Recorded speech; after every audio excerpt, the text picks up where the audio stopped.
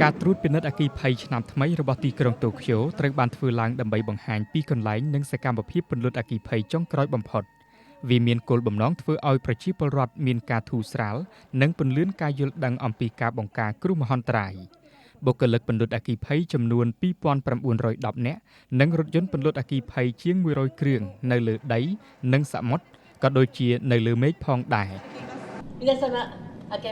សួស្តីឆ្នាំថ្មីការត្រួតពិនិត្យអគ្គិភ័យប្រចាំឆ្នាំរបស់នាយកដ្ឋានពលរដ្ឋអគ្គិភ័យតូក្យូវាមានប្រវត្តិយូរអង្វែងជាង300ឆ្នាំនិងប្រពៃណីចាប់តាំងពីការពលរដ្ឋអគ្គិភ័យនៃសម័យអេដូ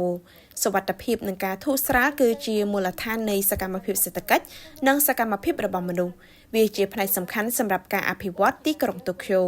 ដើម្បីពង្រឹងមុខងារទីក្រុងការប្រើប្រាស់បទពិសោធន៍កន្លងមកគឺជាផ្នែកសំខាន់មេរៀនពីរញ្ជួយដីដ៏ធំនៅភាគខាងកើតប្រទេសជប៉ុន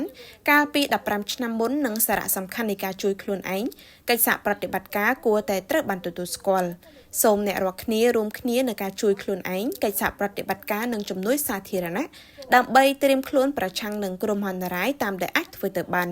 ចូលយើងសម្រេចបានទីក្រុងដែលមានសុវត្ថិភាពក្នុងរយៈពេល100ឆ្នាំខាងមុខហើយទទួលបានទីក្រុងតូក្យូដ៏ភ្លឺស្វាង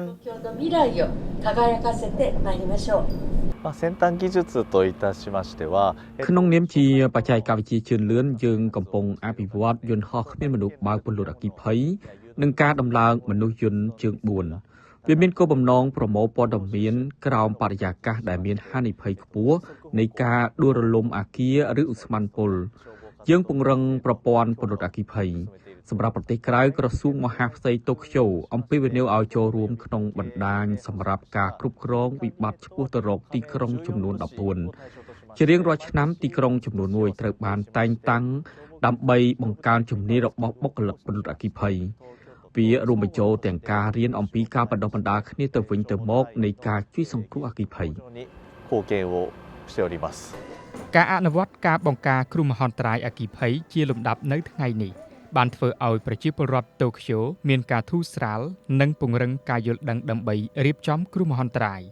សារនេះមិនត្រឹមតែសម្រាប់ប្រទេសជប៉ុនប៉ុណ្ណោះទេប៉ុន្តែក៏សម្រាប់ក្រៅប្រទេសរួមទាំងការចូលរួមចំណែកគាំទ្រផងដែរ